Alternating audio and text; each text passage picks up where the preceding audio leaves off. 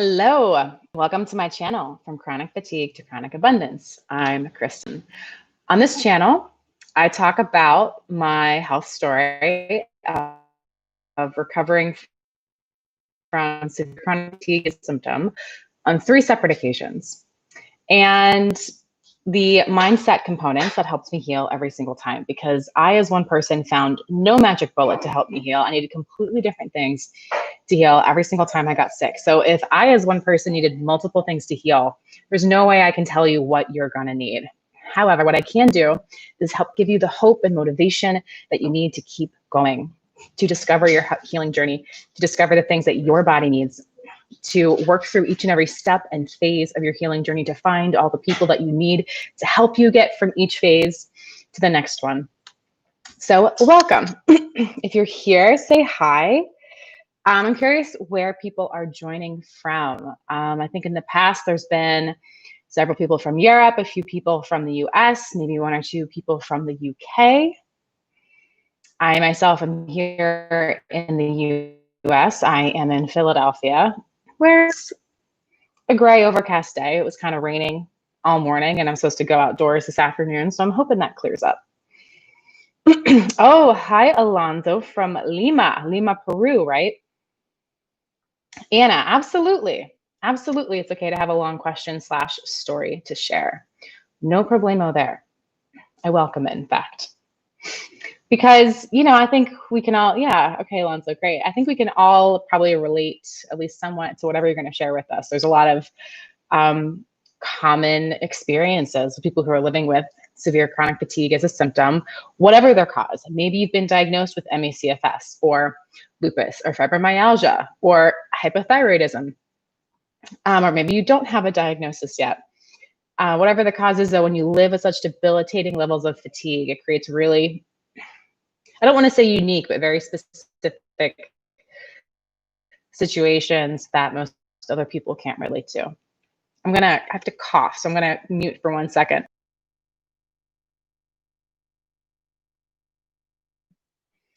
There we go, all better. So Anna, I'm sure it's probably gonna take you some time to type up your long question / story, so no problemo.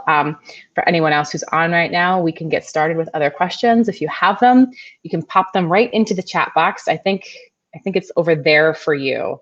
It's actually over here for me, but I think you guys told me last time it's over there for you. And no question is too big or too small, too specific or too weird, too personal, to anything. We're here to talk about it as long as it has to do with living with your health issues. I am happy to talk about how I healed. I don't talk a lot about the specifics of what I needed to heal. I will occasionally do it, but more in the context of like, here's all the things that I tried, and some of them worked for me and some of them didn't. And I don't share what worked for me saying that it's going to work for you, because I don't know if it's going to work for you. The only way for you to know what's going to work for you is to get blood work done, get really probably more extensive blood work than you think is even possible, more extensive blood work than any other doctor has told you is possible. Because if you found a doctor who understands the blood work that needs to be done, you'd be on your path to healing by now. If you're not on your path to healing, you haven't found the right doctor, and it's time to keep looking.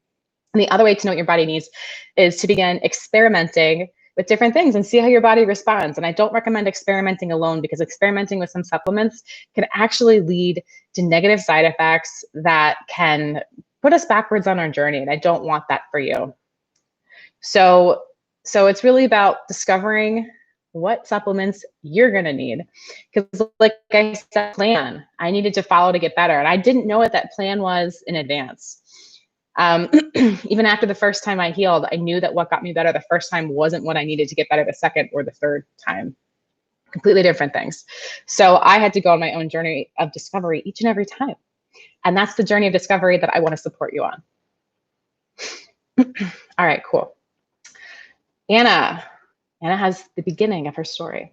She says today her and her boyfriend in Germany, right, met a TCM, traditional Chinese medicine doctor, to check what they offer for chronic fatigue.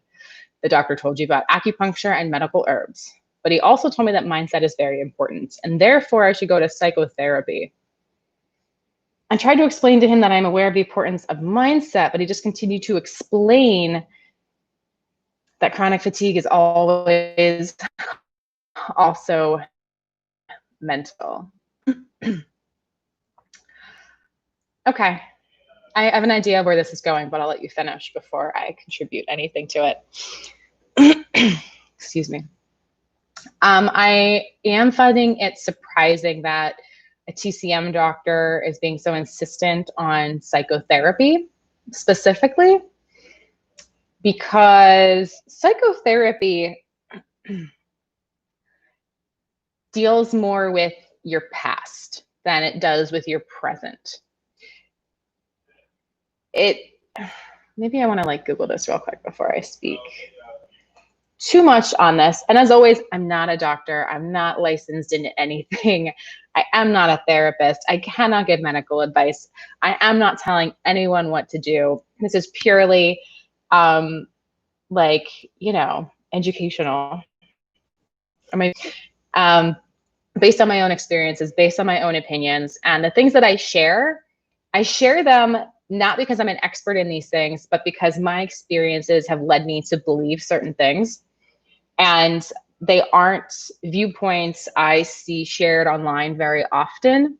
So I contribute my opinion to help people realize other possibilities and to help see things from a new vantage point, and to help, really, I guess, to help people ask new questions and go in search of new answers to their problems that maybe they didn't really think about before. So that's why I share stuff like this. So, okay, psychotherapy is defined as the treatment of mental disorder by psychological rather than medical means. So if he's recommending that you go see a psychotherapist, huge problem with anyone referring anybody with ME/CFS or other diseases to psychotherapy or any type of therapy, because while I agree that mindset plays a role, I absolutely do not believe that a mental disorder is a component of the majority of ME/CFS or any other disease that has severe chronic fatigue as a symptom.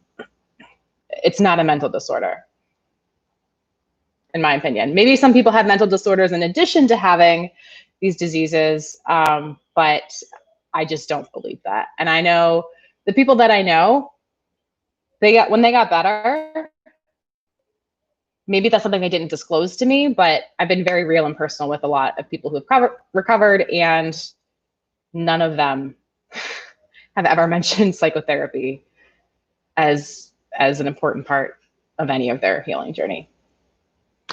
Okay. So this TCM doctor said to you, without psychotherapy, you would be in a downward spiral. I agree with him that lots of people have that problem, but you also tried to explain to him that you already have a healing mindset. Oh, Alonzo, I'm so happy to hear that. You're very grateful, because I am the one person that shared the importance of not crashing. Still having a long road ahead of you, but it's a different ballgame without the crashings. Oh, Alonzo, I'm so happy to hear that. Yeah, it's yeah, every time we crash, we're setting ourselves back, and by avoiding those, we're giving ourselves the best chance to move forward. Is avoiding crashes the only thing you need to heal? No, it's not going to heal you. Even if you don't crash for 10 years, it doesn't mean you're going to be better. There's still other things you need, but it's giving you the best chance of forward progress.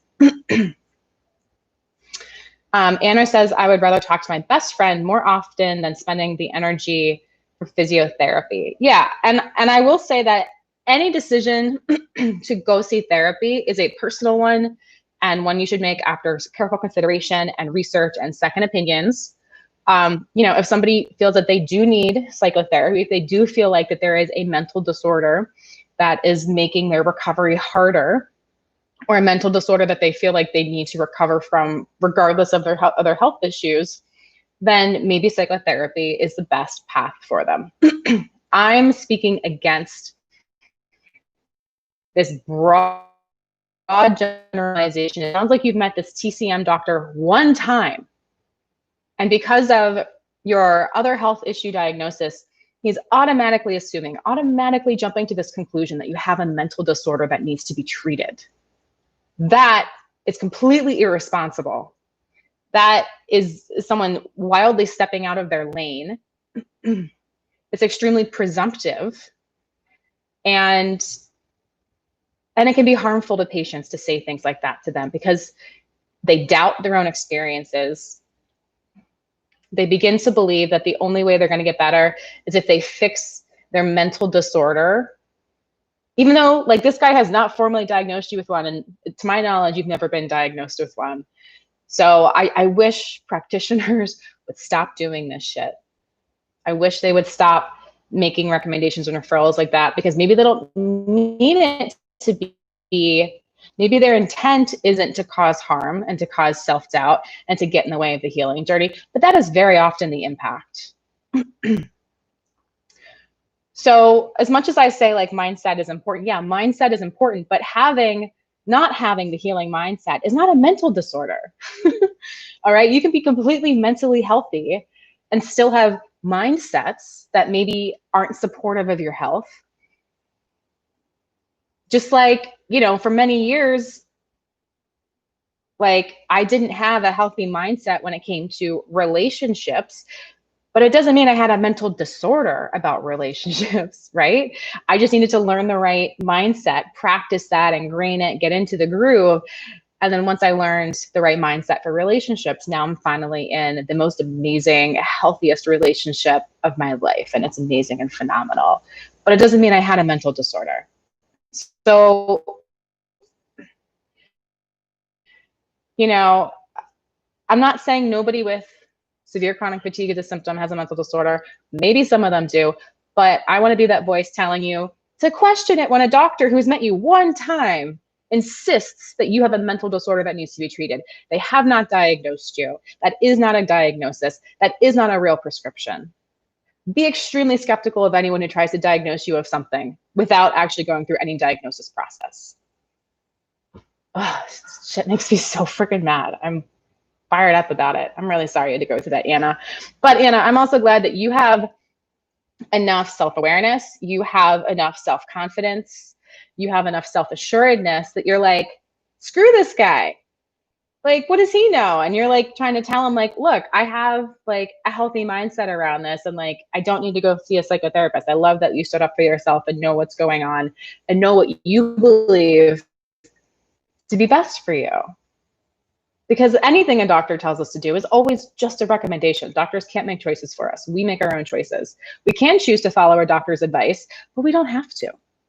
So, like, I think your story there is a great one, and how doctors can say whatever they want to us, but we have the opportunity to say no when we don't feel like that's the right thing for us, especially when they say that shit after one appointment. Out of their lane. Anna, oh, he says that CFS makes you depressed anyway, and anybody needs it. No, that is not true. Feeling sad, it makes you feel sad. I would say that living with any CFS makes people really freaking sad, but that's because their lives are actually extremely freaking hard, and because they've lost a lot and they're grieving constantly. You know, I think we've talked about this and just feeling really freaking sad and just having feelings about a shitty situation. Like, this whole like positive mindset thing of like, oh, if you can't snap out of it, if you can't see, you know, the silver lining, if you can't, you know, make yourself happy in any situation, then there's something wrong with you. No. When you have had every dream stolen from you, when you have had your ability to walk freely stolen from you, when you've had your ability to do anything other than lie down for your evenings and weekends, you're probably going to feel shitty about it sometimes. And that's okay. I'm really fired up today. Listen to me. That is not depression. Feeling sad a lot in the face of really shitty things is not depression. Okay? I'm not trying to diagnose whether anyone here does or does not have depression. Maybe someone does. I don't know. But there are ways to diagnose that other than, oh, you feel sad a lot when your life really sucks. Like, yeah, and I can say this stuff because I know how much life sucks. And I felt for a long time that my life really sucked too. And like, I don't know. I hope it doesn't bring anyone down when I say that your life really sucks right now. But like, even if we've come to peace with it, we still know that this isn't the life we want. This isn't the life we planned for ourselves. And part of the healing mindset is getting ourselves to a place emotionally where we can face the facts. We can face that, like, this is a shitty situation. And I've come to peace with that. I'm not okay with it. I'm not happy about it, but I've gotten past the place where I'm feeling sad all the time. I've lived through the grief I needed to get through. I've gone through that grieving process for my old life. And I can sit where I am, and maybe I'm not happy about it, but I'm not dwelling on sadness either. And I'm focusing on where I want to go. Like, that is a huge part of the healing mindset, being able to get to that place of being completely real about the present, releasing those expectations we used to have for our future, and getting through that grieving process, and just, coming to a place of like acceptance, because then we can move forward, that we're not wasting energy on sadness and grieving anymore. Now that energy we used to spend on those things, we can now put towards our healing journey, however much or however little energy that is. Oh, Nika, your doctor gave you antipsychotics because you get dizzy when you use your energy. Oh, dizziness. Since when does dizziness make you psychotic? I'm like, oh my gosh, you really still thinks that you're just anxious. I'm really sorry to hear that. I'm sure they mean well, but when they think they know more than they do, oh my God, it just, I hope you're not still seeing these people. That's what I hope you've moved on to find someone who truly listens, understands, believes you, talks to you like a human being, treats you reasonably. I really hope you've moved on. Oh. Anna says, I feel like the most healthiest person according to mentality. I feel like you have a wonderful mindset around these things, Anna. Your best friend also agreed after calling that you're the least person who needs that, and she knows me 200% for 11 years. Unfortunately, your boyfriend said that maybe you need that because being sick makes people mentally sick. Oh, yeah, Anna. Anna says that made her sad because he must know that you are super healthy mentally. I think he mixes up mindset and psychotherapy. Yeah, it sounds like he might. He thinks being sad about shit is already enough to go to psychotherapy. And he's not alone in thinking that way. There's this like social conditioning that we should always have a positive face on. This is where the idea of toxic positivity has come around. There's so much positive thinking out there that it's actually become detrimental to people's well-being and mental health. We are not supposed to be happy all of the time. We have heavy emotions in response to heavy, shitty situations for a reason. It's healthy to have a healthy response to shitty situations. If I can say that anymore, I will. So you regret that your boyfriend was there too because you can't get that idea out of his head now. Unfortunately, Anna, there's no certificate for mental health. I want to say, Anna, that the burden of proof is not on you. He has doubts, and maybe it's creating some disconnect or some tension between the two of you. Probably work out giving conversations. Like if you guys can like sit and like research together, maybe mental disorders versus mindset, how they're different. And maybe even sit down and kind of research with him this idea of toxic positivity. There's a lot of content on toxic positivity these days. And I think it's going to be important to acknowledge that he just wants the best for you. He wants to see you better. And if he has any idea in his mind that going to therapy might help you in some way, of course, he's going to want that for you. If he believes it could help you, he's going to want it for you because he loves you. It's hard when someone's coming from a place of true love and care and concern, and they're still being a little dismissive of your side of the story, of your experience, of what you believe. But you know, if you guys are both reasonable, level-headed adults, it does sound like some conversations can probably help you guys get to a closer place on this, whatever that looks like. I'm really sorry you had to go through this. I mean, that is so shitty. She says, P.S. The doctor was an idiot. He also told me to work out and to push. Yeah, he has no idea what CFS really is. He has no idea. He's part of the doubters and haters club when it comes to ME/CFS. He is part of the, oh, I can't remember what it's called now. The, damn it, I'm so bad with names. There's the, graded exercise therapy club. Graded exercise therapy, which says that, which basically is saying that ME/CFS is just deconditioning, and then as long as you just start working out slowly and increasing your activity, you'll get completely better, ignoring any like real reason or cause for it. And that is just the biggest bullshit. People don't understand ME/CFS because there are lots of people who are just tired without having ME/CFS or that level of health issue. And when they do push themselves, they do start to feel better because they just weren't getting exercises and their bodies needed exercise. And they confuse ME/CFS with those types of people because they see those other types of people way more often. And I'm sure some of those people have gone in saying, oh, I have ME/CFS, and then they get better when they push themselves a little bit. And it's just unfortunate because it confuses and muddies the whole thing because there is no diagnostic test for ME/CFS. It's easy for almost anyone to say that. And different doctors are using different criteria to diagnose it.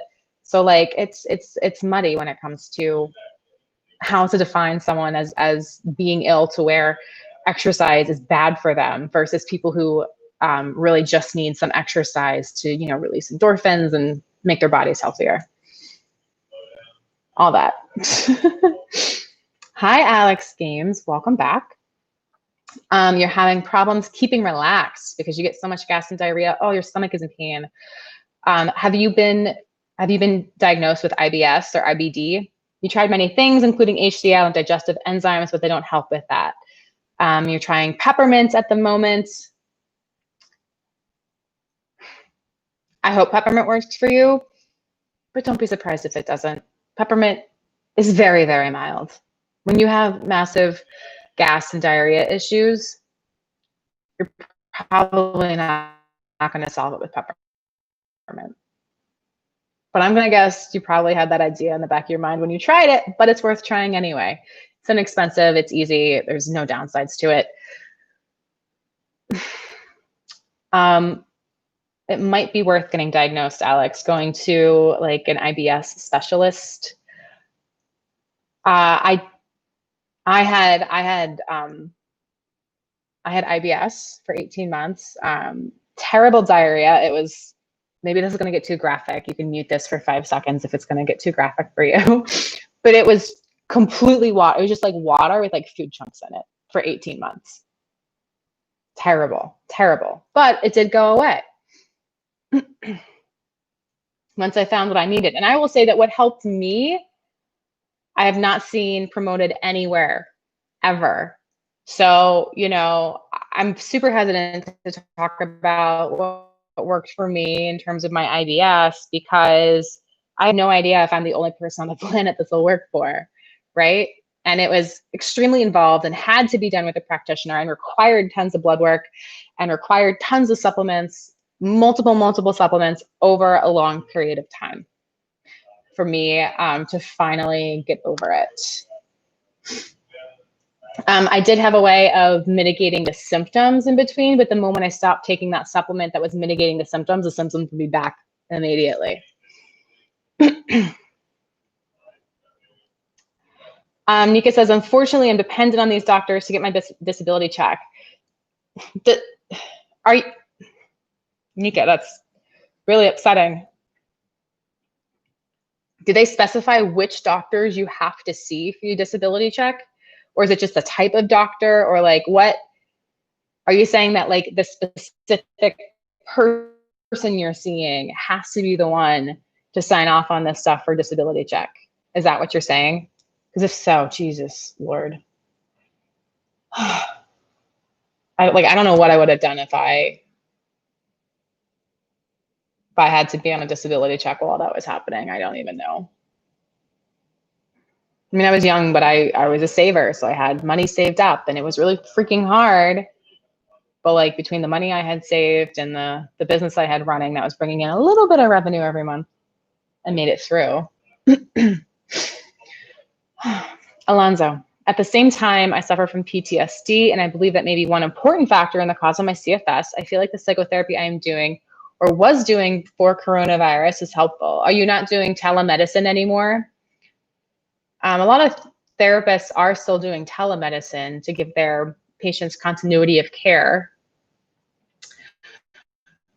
It might be, PTSD might be an important factor in the cause of your CFS.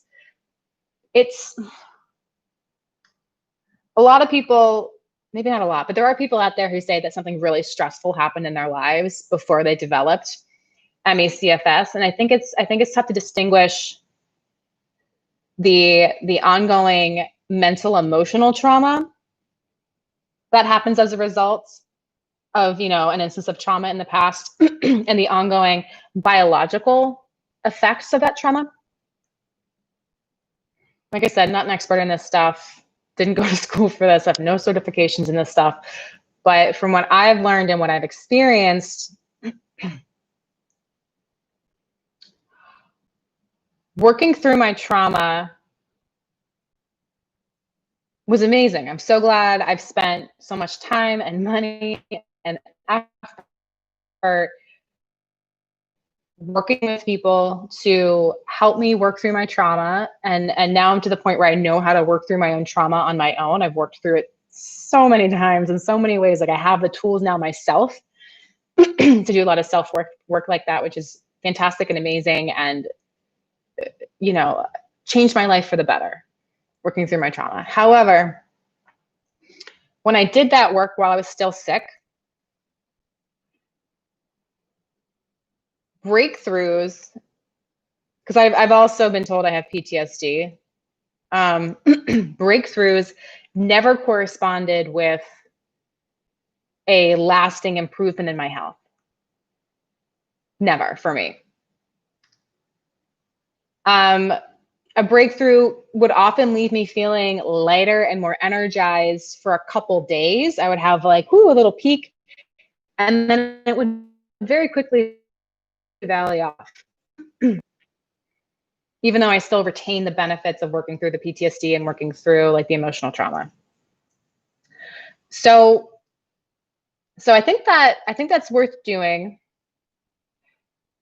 So I'm curious if you see a lasting benefit, a lasting impact on your healing journey when you've gone through it, Alonzo. I'd like to hear about whether you feel like it's helping in that way.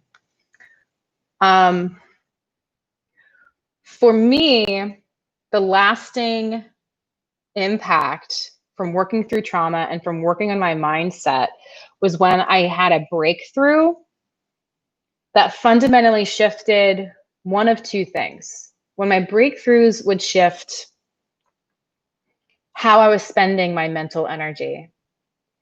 If I could stop spending as much mental energy on heavy emotions, and I could spend more time in light emotions that didn't drain my energy anymore, that helped me. But it was the changing thought pattern. It was the new thought pattern that produced that benefit, not exactly resolving the trauma, if that makes sense. And I know this because you can change your behaviors and your thought patterns without resolving trauma. And it's when I changed my mental patterns that I saw lasting improvements, because it changed how I use my energy.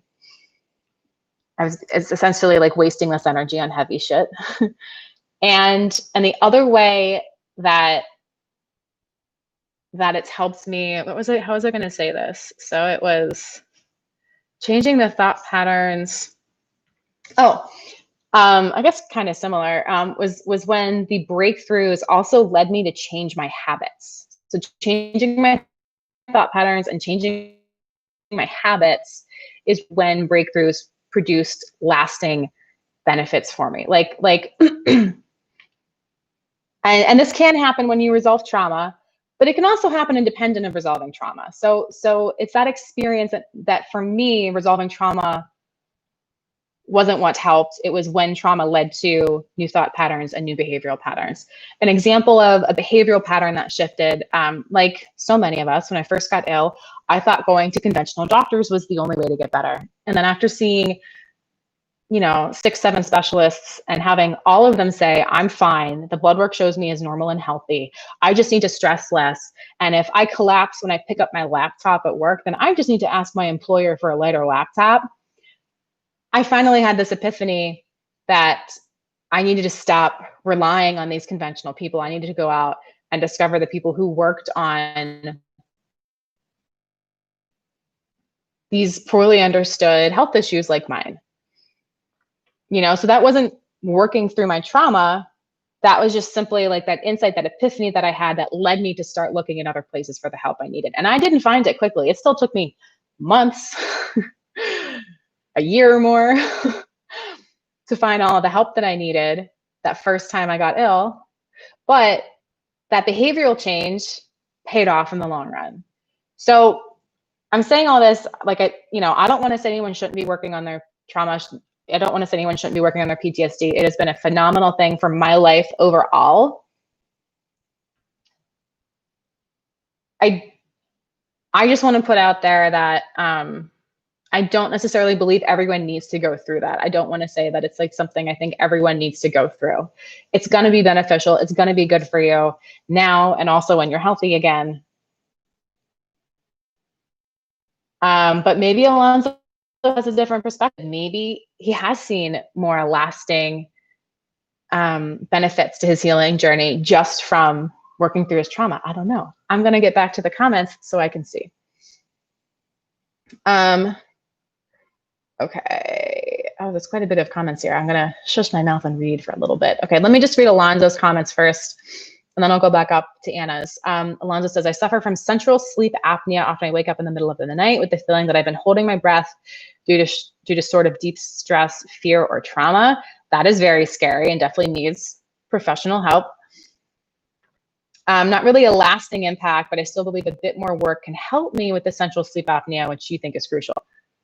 Absolutely. If there's anything that is impacting your quality of sleep or your duration of sleep, that number one needs to be addressed. Any health issues that we have, any health issues in the world that we have are going to be made worse by a lack of long enough and high quality enough sleep.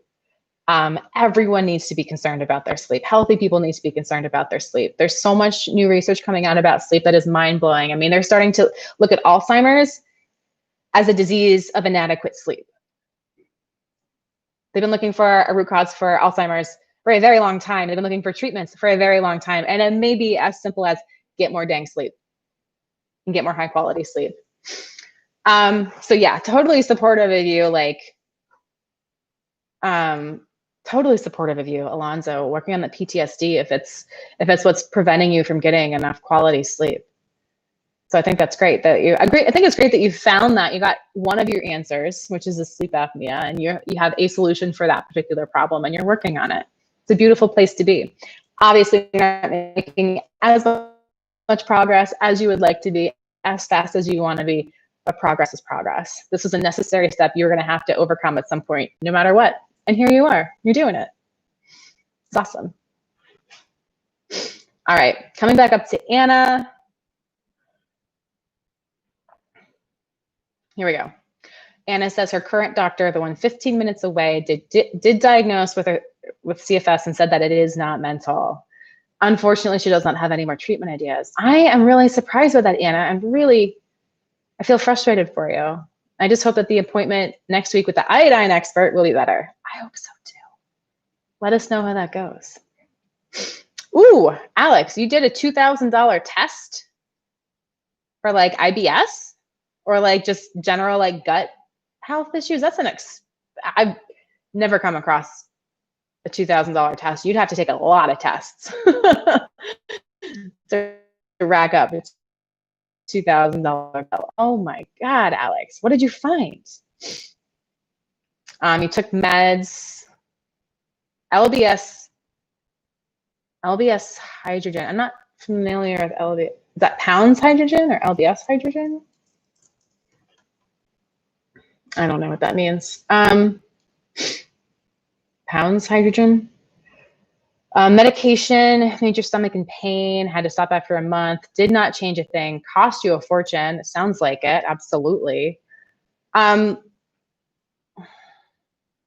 really questioning this $2,000 you spent on tests. Who did these tests? Who directed these tests? Who prescribed these meds for you? This sounds very not like traditional IBS diagnosis and treatments. So I'm wondering where that came from. Nika says your GP and psychiatrist. So you have to see that person, Nika. Oh my God. Nika, can you move somewhere else and get new doctors to continue your disability? Can you make it so they're too far away for you to go see them? I don't know. I feel like it's so important to get away from bad doctors. I feel like it's so important to get away from bad doctors because they suck so much energy out of us. They require so much of our freaking energy and effort. And they're heartbreaking. Like, they are emotionally heartbreaking to be around. Oh my God. I wish I could wave a magic wand and have you in front of good doctors or give like a tip to just like get you there, but I don't have one in this scenario because it's really complex with the disability requirement. No. Alex tried all the probiotics over the years and after the meds. Yeah, you know what? I've tried probiotics. I don't know that I've ever seen or experienced a real difference from probiotics. So like, it seems pretty clear that like whatever your issue is, it's not about your gut bacteria. There's actually some new research coming out showing that like almost no probiotics actually ever reach the intestine. Most probiotics dissolve in the stomach and then are killed by stomach acid. So like all of those probiotics we've all been spending money on for all these years may have been doing close to nothing.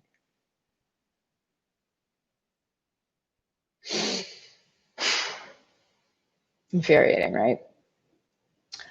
Although it's different for everybody. Some people do definitely have specific responses to probiotics. It depends. Let's see. Ooh, Anna's asking if somebody can recommend some videos or articles which describe the difference between mindset and mental problems. My boyfriend is a logical and reasonable person and you might understand. Yeah, Anna, this is never something I've looked into myself. I can't recall anything I've ever like looked at personally, so I can't recommend it. But if you do a little bit of Googling, I'm sure some good things will come up, especially on YouTube. I feel like this would be a good topic for like YouTube videos. I bet some people have made some stuff. I don't know. Wish I had more. But if anyone else has anything, share it with Anna. Let's see. Ooh, all right. Alex says it was $1,500 for the test, I'm assuming, and maybe the doctor appointment, and $500 for the meds. Canadian. The exchange rate is awful. Oh, yeah. Oh, so Canadian. I gotcha. Still. Was that a normal doctor? Well, no, I guess it wouldn't have been a normal doctor because in Canada, you have universal health care, right? So everything should be covered. So if you're paying that kind of money for meds, it means that you went outside like the conventional medical network, right? Is that what that means in Canada? That's my understanding of it. I don't know if that's correct. Hydrogen SIBO. Never heard of that before. Hydrogen dominant SIBO typically leads to diarrhea. Okay, so here's the thing.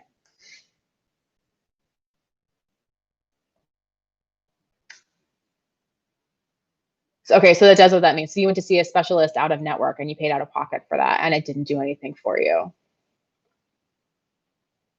Yeah, the government didn't cover that med. So it seems like you took the SIBO treatment and it didn't cure your symptoms, didn't do anything to your symptoms. So that means one of two things. It means that you need something else to treat your SIBO, or it means you don't have SIBO. SIBO isn't the only thing that causes massive diarrhea.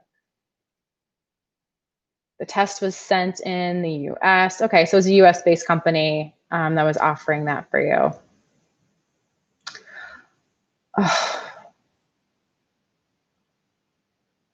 Not only wasted money, but wasted time and effort and hope.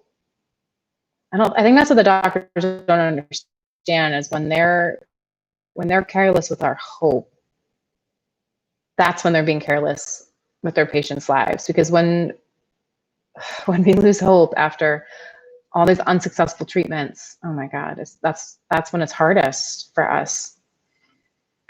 Do you still think you have SIBO, Alex, or do you think it's something else? All right, maybe I always kind of end up sharing these things, but maybe I will talk a little bit about what helps me. So basically, my IBS, I had it diagnosed by a doctor.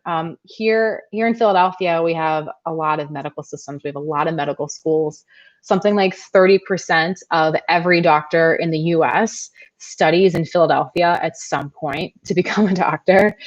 And we have Penn Medicine here. Penn Medicine is very big, very prestigious, very wealthy medical system and like research hospital here. And I saw one of their doctors about my IBS, and all she could do was diagnose me and do some tests and be like, yeah, I can diagnose you with IBS. And she said, but there's nothing I can do for you. She's like, you're just gonna have to live with it.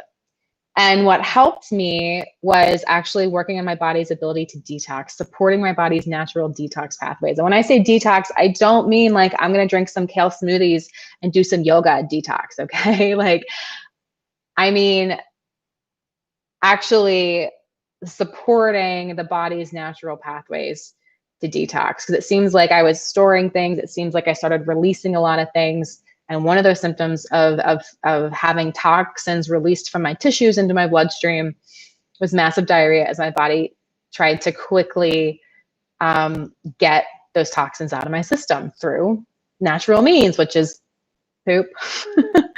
I mean, that's, like real detox is there's a little bit of sweating. We do detox some things through our sweat, but the primary functions of detox are poop and pee, guys, okay?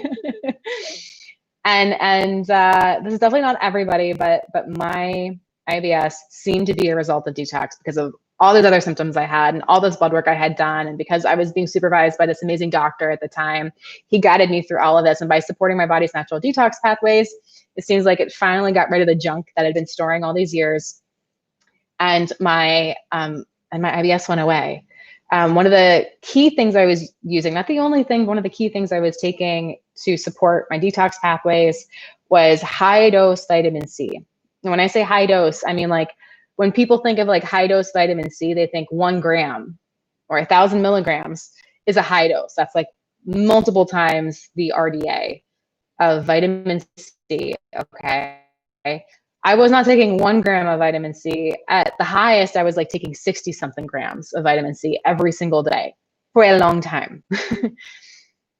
and that level fluctuated as my body's needs fluctuated. But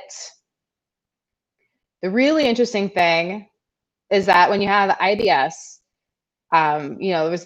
people report that there's like almost nothing that stops the diarrhea. And the high dose vitamin C stopped my symptom of diarrhea. Now, the moment I stopped taking that much vitamin C, it came right back, like less than 24 hours, and it was back.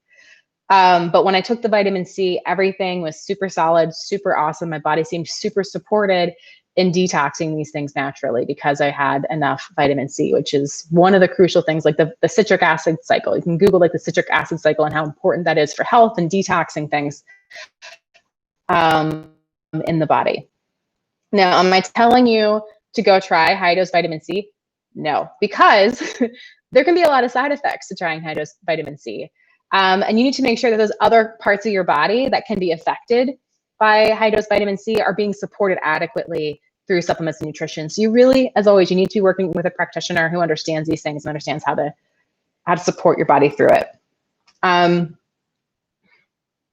I also don't know of anyone else who's used high dose vitamin C to alleviate their IBS. I have read other accounts of people doing it online, but I don't know how trustworthy those are because I don't know those people. My doctor was really surprised. He's done high vitamin C with a lot of his patients, and he's never had anyone like resolve their IBS symptoms with it before. So I'm kind of unique in that way. But I share that because I want to share with you that when we start exploring our health and when we find the right doctor to guide us, really wonderful, unexpected things can happen. We don't always have to treat every single one of our health issues individually. Sometimes when there's a systemic issue that's driving other health symptoms, loads of things can be resolved with one basic primary approach. So like by approaching my body's inability to detox things properly, we resolved the IBS long-term, it did go away. And a whole bunch of other things got better with that one primary approach, not having to treat every single thing individually.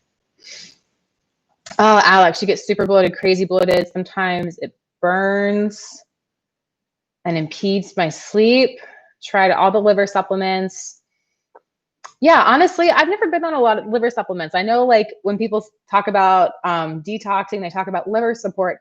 Liver is not the only thing we need supported. I don't know that I've really been on too many liver support supplements at all.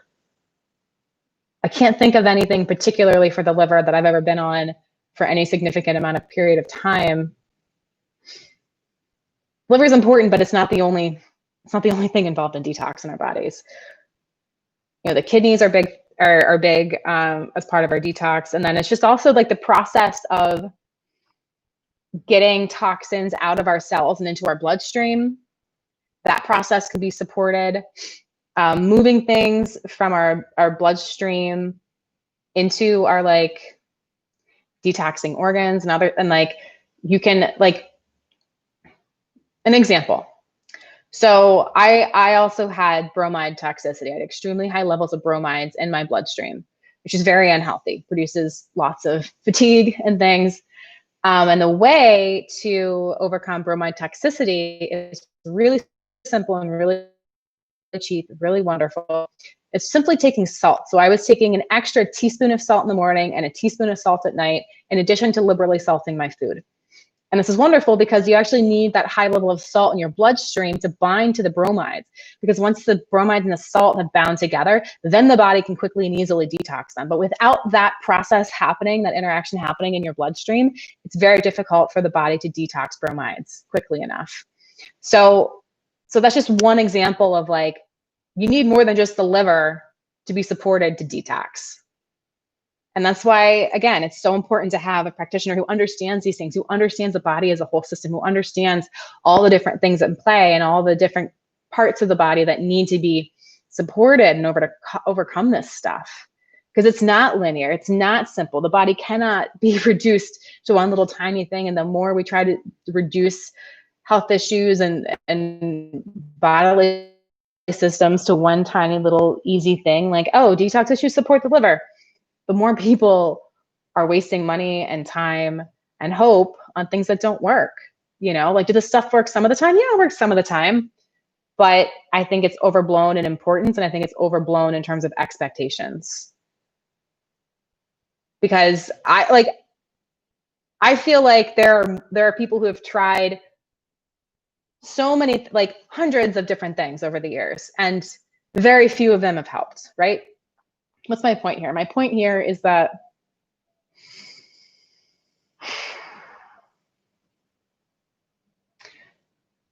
there's a lot of people out there on the internet who are incentivized to reduce our health problems to one simple thing.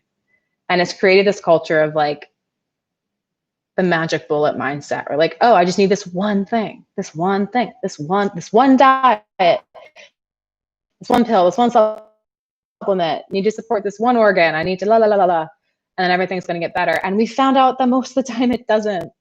Most of the time, especially when we have these poorly understood complex chronic illnesses,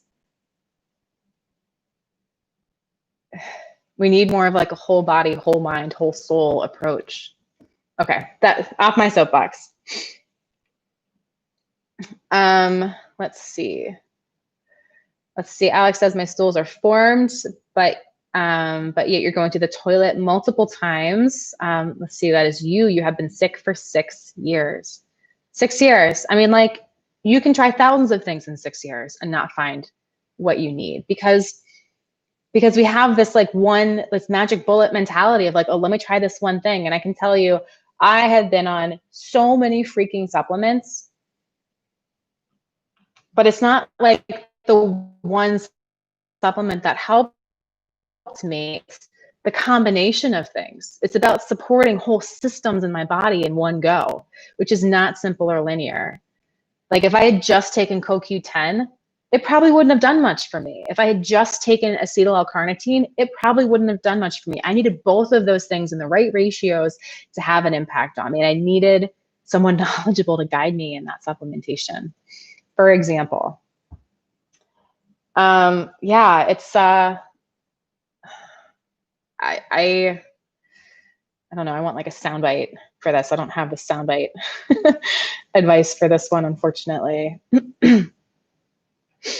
Alonzo asks, did the good doctors you found help you through supplements alone? Did they use other approaches as well?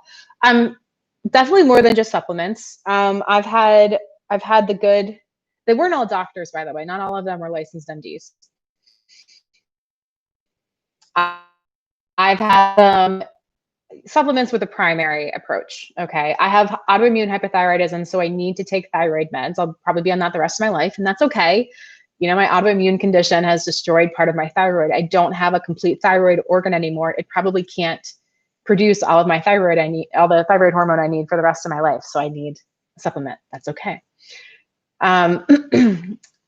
So I've had them recommend meditations. I've had them recommend specific types of yoga. I have had people take me through mindset, journaling, visualization exercises as part of what they're doing for me, because anyone who's gone through this stuff and healed from it, they know that mindset is part of it.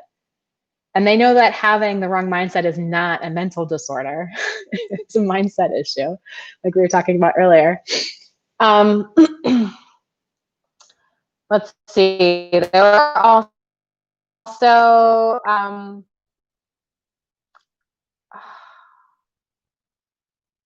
what other things I'm trying to think about, like the other things I've tried that really helped that are not like just strict supplement based, but like kind of everything's a supplement. Like if you're going to take something that's not a medication, it's going to be a supplement. And then there's like non-medicine, non-supplement treatments, which are, breathing exercises, yoga, chiropractic. Like going to a chiropractor isn't something that ever helped me. Acupuncture didn't help me with my health issues.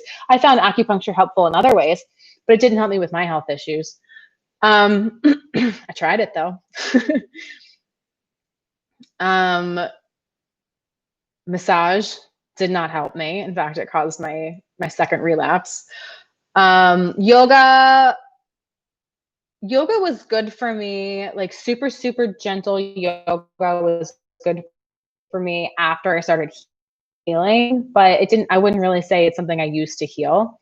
It was just how I slowly, carefully got back into exercise and movement in a way that kept me within my energy envelope because I went to really, really great classes where there was absolutely no pressure to push yourself beyond what you could do. I would go to these classes and I would spend over half the class just lying there in Savasana, lying on my back, because I didn't have the energy to do more than maybe 15 or 20 minutes of gentle movement, but there was like such beautiful yoga instructors in the room that like I still felt warm and welcome and accepted, and not like I was missing out on anything by lying down when I needed to. So that was really helpful for me getting back into movement.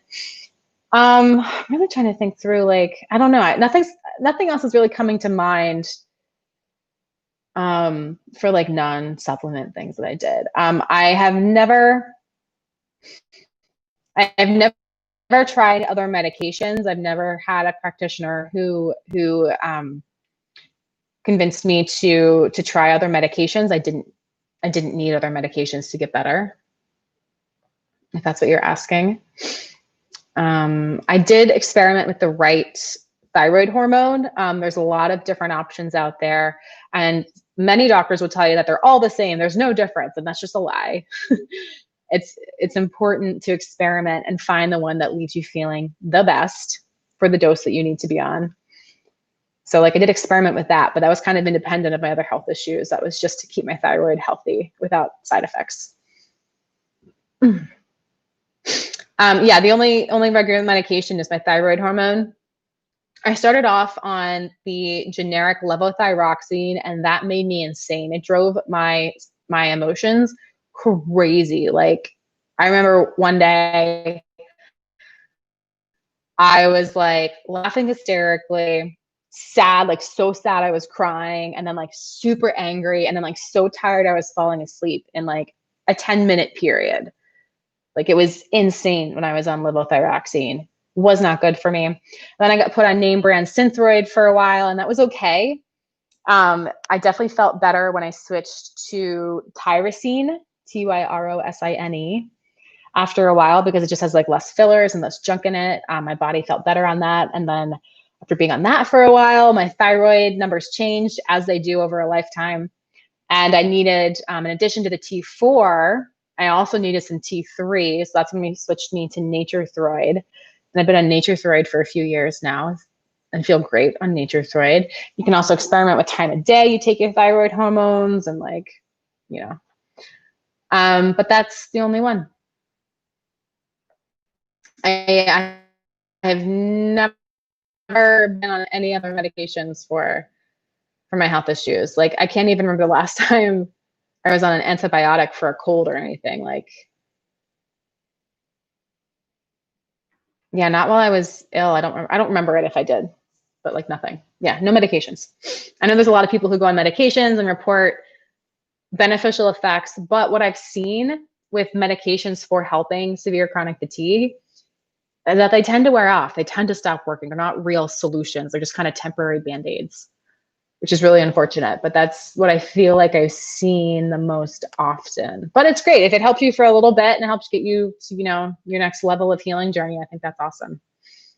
I'm not anti-medication at all. I'm just I encourage being cautious and using a lot of consideration before committing to a medication, because they can have lots of negative side effects. You've got to weigh whether the negative is worth the positive.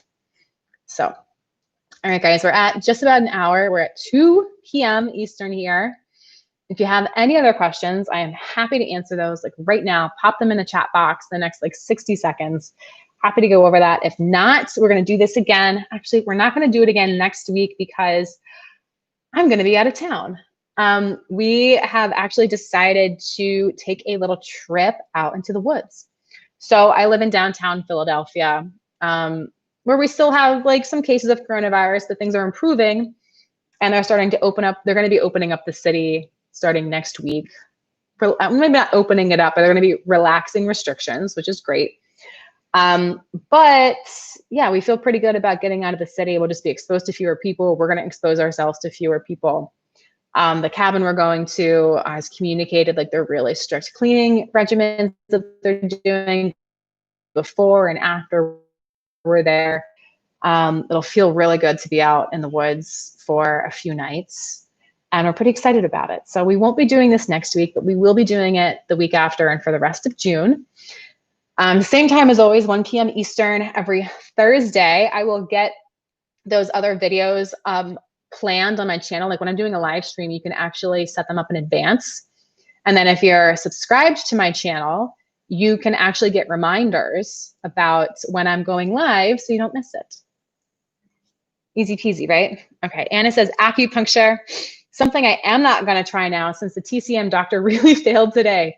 Sorry, I am just still so mad at him. Anna, I don't blame you. You know, it's, you know, maybe at some point, if you feel like acupuncture could be a good idea, it's worth finding someone else to work with. But yeah, I wouldn't give that guy your money. He was extremely dismissive, insisting he was right about something he knows nothing about, lumping you in with maybe other patients he's experienced and completely dismissing what you have to say in your experience. I wouldn't give that guy $1 ever again.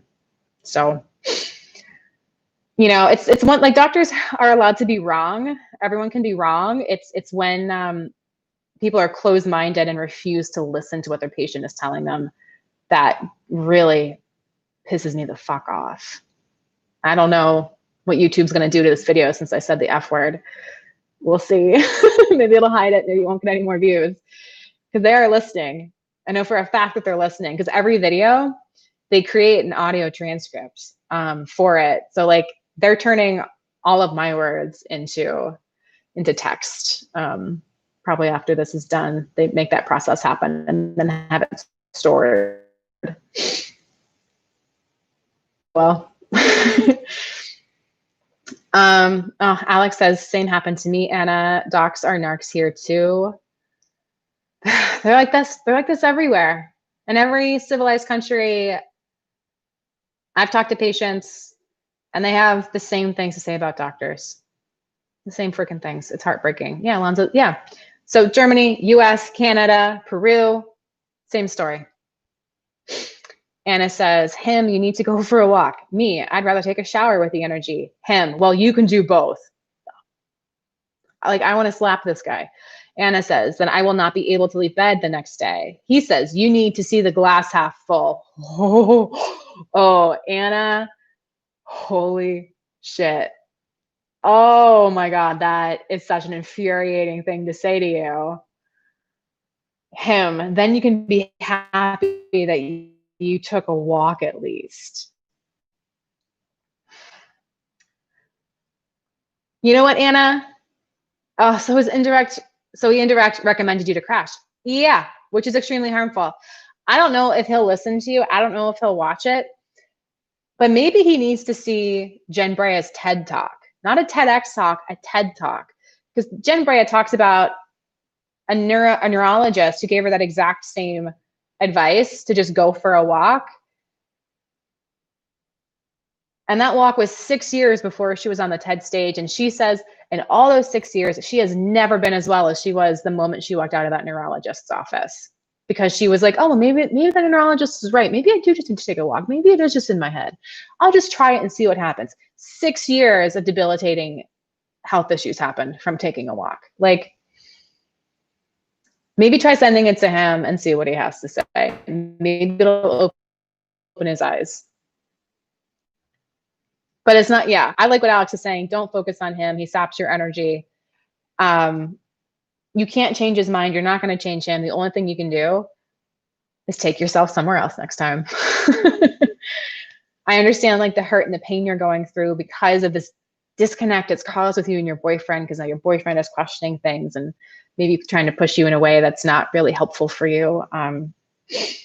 So like, yeah, I feel your pain. I feel your outrage. I feel your anger. I really, really do. But Alex is right. He's not worth your energy.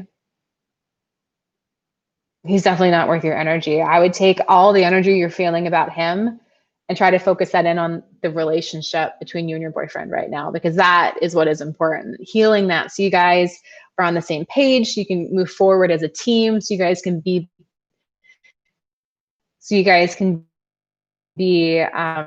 walking hand in hand on this one again. Maybe it'd help your boyfriend to watch Jen Brea's TED Talk as well. I was watching it, was it earlier this week? No, I was watching it last week for a project I was working on. And it's so powerful. So powerful. I'll just type it in here if you don't know how to spell her name. If you just Google Jen Brea TED Talk, it'll come right up. And maybe the two of you watching it together could be super helpful. Or, her documentary, Unrest. If you watch Jen Brea's documentary, Unrest, together, that might really help. That might really give him some serious perspective on what's happening, because the people in Unrest clearly do not have mental disorders. It's very convincing. It's very convincing to people who even people who haven't lived with severe chronic fatigue as a symptom. So it's not about mindset versus like mental illness, but it might get him back to your point of view again.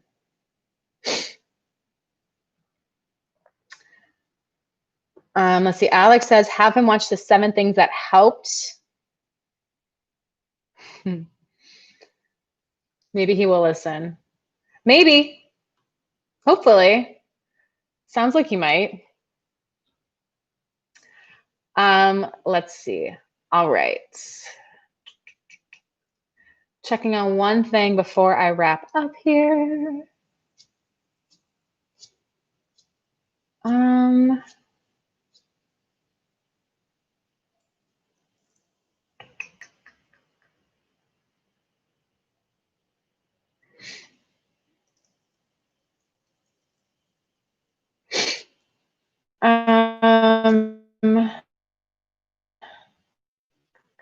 All right. Yeah.